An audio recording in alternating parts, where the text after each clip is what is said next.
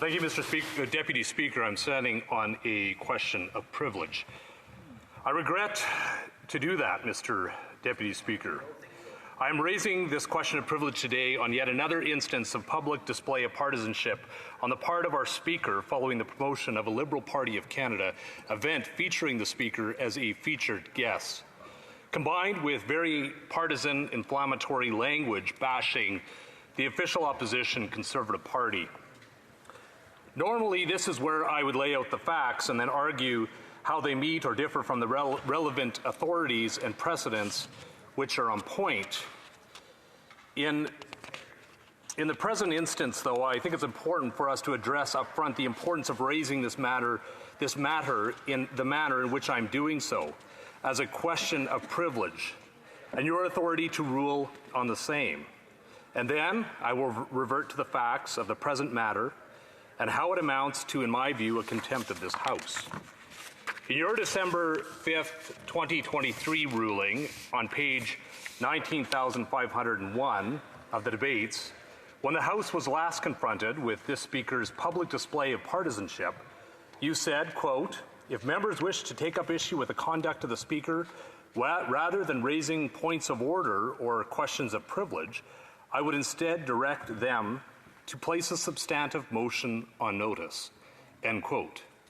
This is, I believe it's fair to say, an attempt to give expression of this statement found on page 620 of the House of Commons Procedure and Practice, 3rd edition. Quote, "Only by means of a substantive motion for which 48 hours written notice can be given may the actions of the chair be challenged, criticized, or debated," end quote.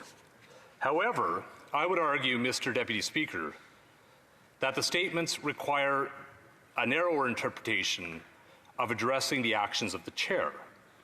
That it is to say, the actions or omissions of the Speaker or any other chair occupant here within this chamber. Mr. Deputy Speaker, I would have you consider the following factors for this analysis. Firstly, as you yourself said in your December ruling, there are two past examples from June of 1956 and March of 2000 where dissatisfaction with the procedural rulings was vented through a question of privilege, but was steered towards a substantive motion being placed before the House. I underline here that those involved procedural rulings of the chair.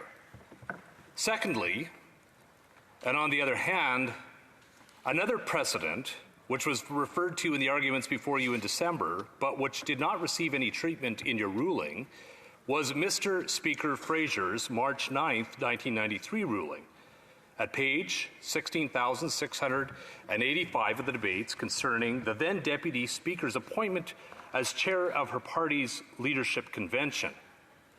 In ruling against the question of privilege, Mr. Speaker Fraser did so on the merits of the case before him. That is to say, he did not dismiss it on the technicality of preferring for it to proceed by way of a substantive motion. Indeed, to that later point, the chair said, quote, "Normally the chair would not allow comment on the conduct of the chair occupant to come before the House in such a manner. There is a formal and well-established procedure whereby the chair occupant must be censured. I allowed the discussion because the honourable member insisted on proceeding forthwith and pointed out, as subsequently also another member, that the Deputy Speaker's performance in the House was above reproach, and that was not in question," end quote. In the precedent's case, as much as there has been said about this Speaker's performance in this House, I will restrain myself from doing so and focus squarely on his publicly partisan conduct outside of this chamber, which is, of course, not a procedural ruling being objected to. Thirdly, you yourself declined to dismiss the December question of privilege on this technicality. If the requirement for a substantive motion was truly a hard and fast rule, it would have been invoked by the chair at that time. Indeed, I believe all of the precedents speak to the viewpoint that the limitation of using only a substantive motion concerning a chair occupant's conduct within the chamber, such as rulings, and not external conduct which reflects on the institution of the chair or the House as a whole. Fourthly, Mr. Deputy Speaker, the statements from Bosque and Gagnon, as well as your December rulings, must now be viewed through the constraints which were subsequently imposed by the Assistant Deputy Speaker's December 15th, 2023 ruling on page 20,180 of the debates, whereby such a substantive motion moved during routine proceedings cannot be treated as a privileged motion, but is instead subject to the following practice described by page 469 of Bosque and Gagnon, quote, where debate on any motion considered during routine proceedings is adjourned or interrupted, the order of resumption of the debate is transferred to the order paper under government orders, end quote. In fact, that is the fate of the motion of non-confidence which my House Leader moved for debate on December 15th of 2023. It has sat on the order paper ever since as government motion number 33. It has never been called for further debate. It has never been put up for a vote, despite the words of the Parliamentary Secretary to the government House Leader on May the 8th, and I'm quoting, "The motion did not find consensus, and such the matter is closed," end quote. What all of this means, Mr. Deputy Speaker, is that a handful of members could in essence protect a speaker from a majority decision by exercising a short filibuster to prevent a substantive motion from coming to a vote. If the House adopts a motion to adjourn the debate or even to proceed to the orders of the day, that would at least reflect in some fashion the will of the majority in the moment. But that isn't what happened on December the 15th, nor is it what our procedures would require at any other time. Of course, a government seeking to shield an openly pro-government speaker would in turn have no interest in calling a motion which would be placed under government orders to allow it to be further debated. Combining these two factors during the tenure of a minority government, like the one that we're in today, it would be very easy for a government to protect its guardian speaker from a non-confidence motion ever from coming to a vote.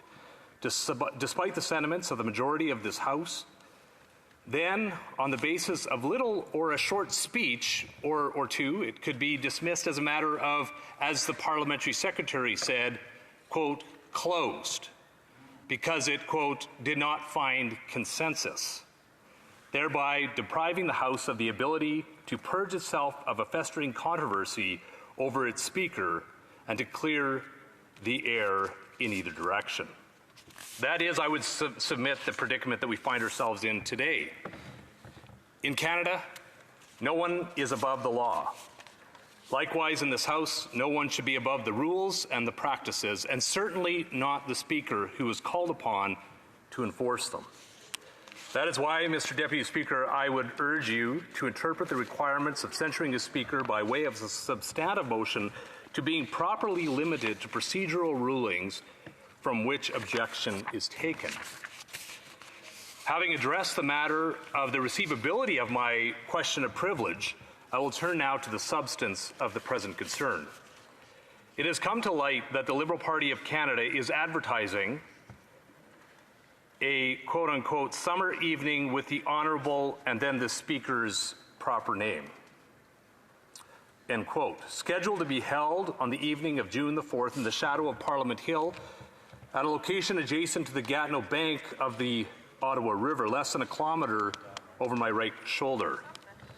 The promotional material of this event uses very partisan, inflammatory language concerning the Conservative Party and the leader of the official opposition. Allow me to read just some of it for the benefit of the whole House. I'm quoting, "Join us for an event in your community. You don't want to miss it. It's an opportunity to join fellow Liberals to talk about ways we can continue to build a better future for all Canadians, because a better future starts with you. Well, and then they use the Leader of the Official Opposition's proper name. Well, that leader and the Conservatives propose reckless policies that would risk the health, safety, and pocketbooks. Our Liberal team is focused on making life more affordable for Canadians and moving forward with our bold plan to grow an economy that works for everybody, protects our environment, keeps our communities safe, and so much more. Especially in a minority parliament, it goes on. We can never take our progress for granted. Together with your hope and hard work, we can keep Canada moving forward. End quote. The Speaker's event is being promoted by attacking the very same leader who he recently used his authority to kick out of the House of Commons, allegedly for his choice of wording in the middle of question period, when the Liberal Prime Minister had merely seconds before used equivocally questionable language and was given a pass for it.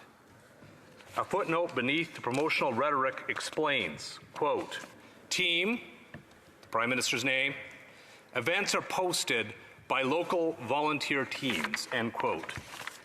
That means, I would submit, that the Speaker must take personal responsibility for what his local team, the Hal Elmer Federal Liberal Association, whose past president, I would add, is the Speaker's Chief of Staff, has organized and published. The Standing Committee on Procedural and House Affairs noted in its 55th report, and I'll quote, "Today, an expectation exists among members of this House and the wider public that the Speaker's duties ought to be carried out with scrupulous impartiality and independence. The Speaker must be fair and impartial," end quote. The House concurred in this report on January the 30th of 2024, lending its endorsement to that position. And it is a position of which the Speaker has yet again fallen short of. Moreover, it is an established standard which has not been lived up to. Our leading procedural guide, Bosque and Gagnon, says on page 323, quote, "When in the chair, the Speaker embodies the power and authority of the office strengthened by the rule and precedent. He or she must at all times show and be seen to show the impartiality required to sustain the trust and goodwill of the House," end quote. When he was elected Speaker, his extensive partisan history, from being the president of Young Liberals to national director for the Liberal Party to parliamentary secretary to the Prime Minister, among other offices, gave many members of this House pause about lending their trust and goodwill to him. Regrettably, his subsequent actions have done nothing to dispel these concerns. If anything, they have only been heightened. During his 7 months as Speaker, he has repeatedly engaged in questionable partisan behavior, including in October, he called up a former Liberal Member of Parliament and opinion writer to ask him that he pen an op-ed slamming the official opposition for its efforts to hold the government to account. In November, he attended and spoke at a cocktail militant where donations were solicited in support of the Provincial Pontiac Liberal Association. In early December, a partisan tribute was broadcast at the Ontario Liberal Party's leadership convention, where he was seen in his full Speaker's trappings, heaping praise on the party's outgoing interim leader and current parliamentary leader, a man who is not actually retiring from politics, but fully intends to run as a candidate in the next provincial election. As we know, that led to an unprecedented ruling of prima facie contempt in this House, a committee study, and a Board of Internal Economy penalty. Then, while the House was seized with fallout of this scandalous video, and in the midst of a sitting week, he jetted off to Washington for a trip centered around a retirement party for a personal friend of his international liberal, from international liberal politics, where he made a speech reminiscing about his young days as Liberal Party, Young Liberals president. And of course, we now have this summer rally for the Liberal Party of Canada. As for his event scheduled next month, I fully acknowledge that speakers do not arrive in the chair through some form of immaculate conception. Speakers have all been politicians before being elected to the chair, and some have even gone on to further partisan service after serving in the chair. Most speakers have typically sought re-election to the House of Commons under the original party banner, in which they understandably requires the usual groundwork any member of Parliament places in his or her constituency association by engaging supportive volunteers and ensuring adequate resources are available come election time. That being said, long-standing tradition and custom in the Canadian House of Commons and its sister legislatures across the Commonwealth all have the expectations of the Speaker's impartiality well in post. While the means to ensure that varies from country to country, as was explained in greater detail by the official opposition leader of the Conservative Party in the December question of privilege concerning the Speaker's convention tribute, when he quoted various procedural authorities in Quebec, United Kingdom, Australia, New Zealand, and India, for instance, and I would commend those texts to the chair. Our own Boscan Gagnon reflects on page 324 that, quote, in order to protect the impartiality of the office, the Speaker abstains from all partisan activity. For example, by not attending caucus meetings, end quote. In a campaigning context, the same authority adds on page 314, and I quote, although the Speaker eschews the partisan political activity, he or she does not make a complete break. When running for re-election, incumbent speakers are usually careful to avoid partisan statements that might prejudice their perceived impartiality in the future, end quote. Reconciling these demands on the Speaker as a local member of Parliament and a candidate for re-election are typically not that onerous. A speaker can focus on local issues, promoting his or her efforts on intentions that they might want to undertake as a local member of Parliament, and building up local enthusiasm and resources, all without taking partisan statements that might prejudice their perceived impartiality.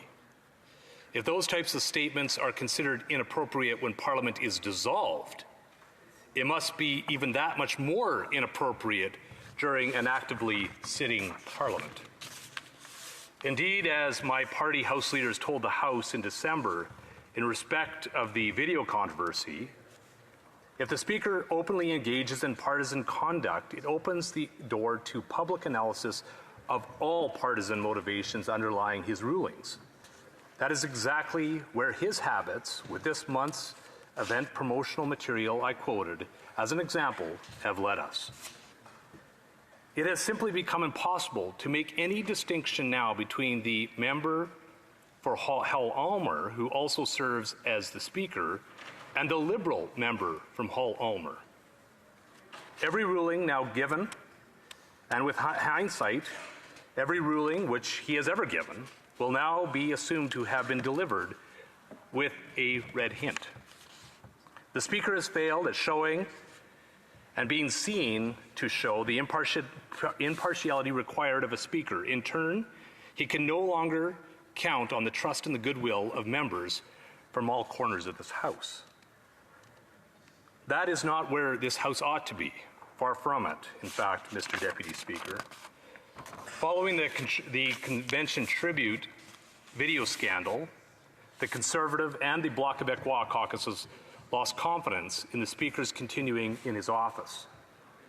Meanwhile, the honourable member from New Westminster, Burnaby, speaking to journalists for the New Democratic Party after the Procedure and House Affairs Committee review of the issue, said, and I quote, "This cannot happen moving forward.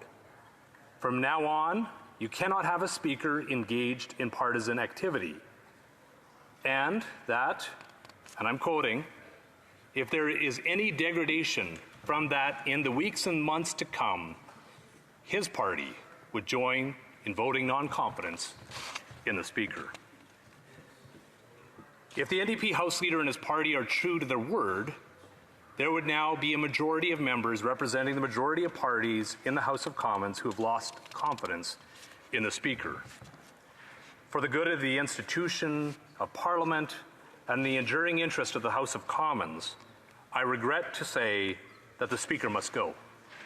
Failing that, it is incumbent upon this House to take action immediately. That is why I urge you to find in favor of my question of privilege, establishing a prima facie contempt, so that I may put forward a motion of remedy to vacate the chair and to schedule the election of a new Speaker. Thank you, Mr. Deputy Speaker.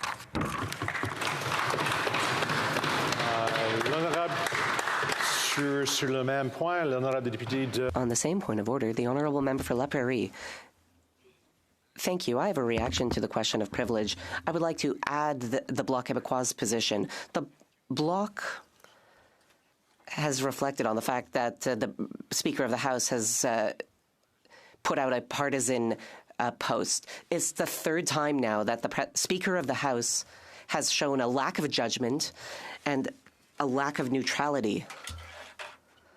Those two things are at the basis of the work of the Speaker. Neutrality and good judgment. And now it's the third time that we have seen a situation like this. In December, the Bloc Québécois, speaking about the events involving the Speaker, said that it was beyond a reasonable doubt that the Speaker can no longer continue in his role. Now, what do we see? We see another instance of what has already happened. At the time, the Speaker apologized, but it seems that he does not understand the position that he sits in. Because of this, Mr. Speaker, you will understand that the Bloc is maintaining our position. We have lost confidence in the Speaker. We have all noted that debates in the House are becoming more intense. Because of this, there needs to be someone in the Speaker's chair who can govern the debate properly. The Speaker has a duty that is even more important given the current political climate. We all know that the Speaker and member for Hull-Aylmer was exceptionally partisan. He was known for his partisanship in committee. That was fine. He was doing his job. His partisanship was welcome or normal in committees. But that is not the case in the chair. At the time when he became chair, we told him that we would keep a close eye on him and that we hoped he would remain neutral. But unfortunately, the actor chosen for the role is the wrong one. I have nothing against the Speaker as an individual. The whole Bloc Québécois feels that way as well, but we feel that he does not belong in that position. 150 members of Parliament have already withdrawn their confidence in the Speaker. They did so just a few months after he took on the role in December. So when there was the first incident, we asked him to remain neutral. He said he would, but now he's back at it. These events that we have knowledge of may be just the tip of the iceberg.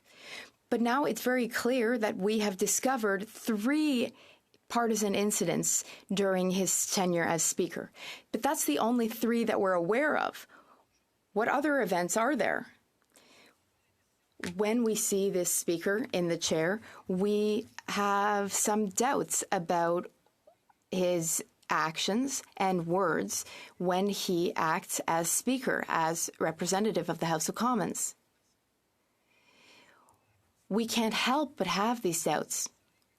We want to feel confident in our Speaker.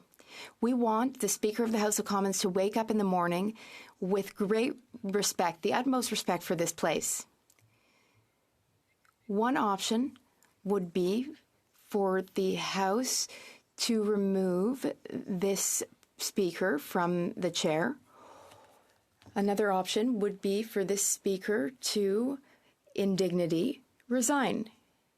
And this is something I'm wondering, without partisanship, I'm wondering what more would it take for the Liberals and the NDP to finally say enough is enough? On the same point, the Honourable for Edmonton Strathcona. Very much, Mr. Speaker, and this is of course very worrying, and the New Democratic Party is very concerned.